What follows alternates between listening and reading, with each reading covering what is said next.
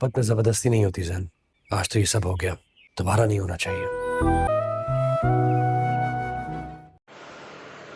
बड़ा सबर है यार। मैं इसकी जगह होती मैं तो 2 मुक्के लगाती।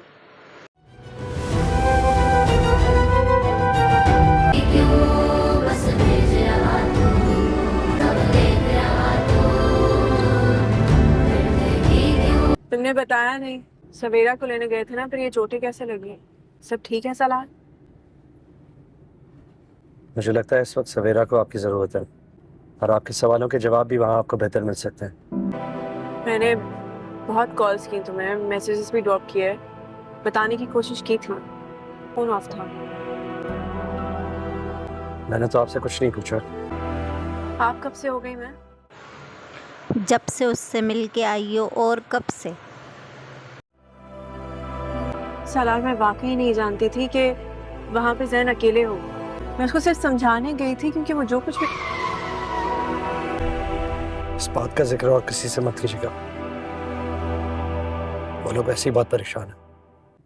उससे मैं छोड़ के जा रही हूँ। छोड़ ही तो नहीं सकता आपको कभी।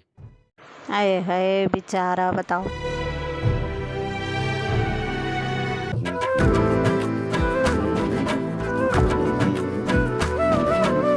शुक्र है तुम वापस आ गई। ऐसे कौन जाता है? जान निकाल दी थी हमारी। पहले ही डांट पड़ चुकी है इसे। कम पड़ी थी। कभी भी कुछ होता था तो आप मुझे बताते थे ना, कोई भी परेशानी होती थी तो। पर इस बार आपने सबसे पहले सलार को कॉल की, मुझे बताया तक नहीं। सालार जो है ना, वो सिर्फ मेरा दामाद नहीं है, दोस्त भी है। और जब उस जैसा दोस्त हो ना, तो इंसान को बहुत सारी मुसीबतों का पता ही नहीं चलता। ये होता है भरोसा, एतमाद, यकीन। वैसे जो सलार ने हमारे लिए किया है ना, हमारा कोई सगा भी होता ना तो इतना ना करता। सलार जैसा शख्स खुश नसीबी से मिलता है। सही से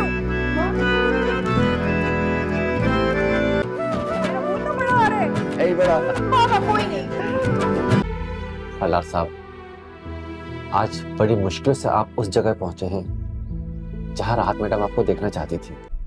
जिस चीज पे आपका हक है वो आपके पास ही रहनी चाहिए। ठीक कह रहे हैं आप। बहादुरी के सिवाय और कोई रास्ता ये हुई ना बात। भी नहीं। ईमान, बानो बोल रही हूँ। वो जहन कल रात से घर नहीं आया, उसे नहीं पूछना चाहिए, लेकिन चौकीदार ने बताया कि कल वो घर से तुम्हारे साथ गया था। तो आप अपनी बेटी की तीसरी शादी करवाएंगे? अगर उसके नसीब में हुआ और उसकी मर्जी हुई, वरना मेरी बेटियां अपनी जात में बहुत मुकम्मल हैं। तुम क्यों आए थे तुम मेरे और ईमान के बीच में? क्यों मेरी माँ को भड़काया है? सुनो, ये जो आलम साहब है ना, यही है, हमारे जैसे कमाऊ पूत लड़कों को घेरते हैं। अब लेकिन जैसे ही हमसे अमीर लड़के नजर आ जाएं, तो उनकी शादियां तोड़वा के उनके पीछे लगा देते हैं। बल्कि ईमान ने खुद जाकर उससे निकाह किया था, क्योंकि 1 हफ्ते बाद सालार की शादी होने वाली थी। चलो जी, फिर गलत फहमी पैदा करने लगा। मशवरा नहीं चाहिए, लेकिन मदद तो चाहिए होगी। मैं सिर्फ जैन के घर इसलिए गई थी ताकि उसकी फजूल हरकतों के लिए उसे रोक सकूं। फिर वहां पे जब कोई नहीं था तो फिर मैं वहां से चली गई। आप वहां से चली गई? उसके अपार्टमेंट? मैं पागल हूँ उसके अपार्टमेंट जाऊंगी? मुझे वो धोखे से ले गया था वहां पे। मैं खुद धोखे से वहां लेके गया था? ईमान कोई किसी को धोखे से कैसे लेके जा सकता है? बिल्कुल सही कह रहा है। तेरी बेबसी देख के तुम्हें रोना नहीं आ रहा? मुझे घर छोड़ने के बाद क्या तुम जैन से मिलने गए थे? नहीं। मानो आपका तो फोन आया था जैन कल से मिस। ओह वाह, तो लोग अब तक उसे ढूंढते ढूंढते तुम तक ही पहुंचते हैं। मैम, मैं ये क्या कर रहा हूँ? I am sorry Salaar. I am sorry ma'am. तुम्हें पता है मैम, मुझे गुस्सा तुम पे नहीं, अपने आप पे आ रहा है। यहाँ पर क्यों?